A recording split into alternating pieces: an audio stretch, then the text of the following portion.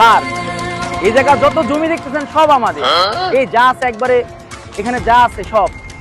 এই জায়গাতে একবারে 300 ফিট রাস্তা হবে, এয়ারপোর্ট হবে ওই সাইডে।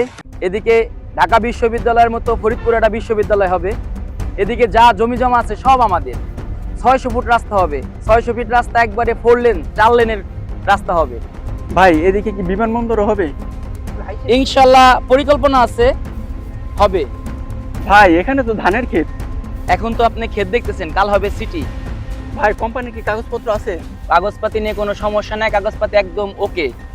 আজকে বুকিং দেন, কালকে নালে দাম হয়ে যাবে দ্বিগুণ। তারেক সাহেব, তা আপনি কি মনে করেন জায়গাটা নেওয়া কি ঠিক হবে? স্যার, জমির মালিক কে, রেকর্ড কি, কার নামে আছে, এগুলো একটু দেখতে পারলে ভালোই হয় আর কি, নাহলে হ্যাঁ। সমস্যায় পড়ে যেতাম। জি, আপনি ঠিক কথা বলছেন, অবশ্যই দেখতে হবে এগুলো। তো ভাই সব ওকে আছে তো? সব ওকে আছে।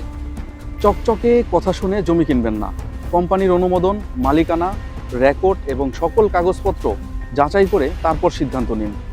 একটি ভুল সিদ্ধান্ত আপনার জীবনের সঞ্চয় নষ্ট করে দিতে পারে।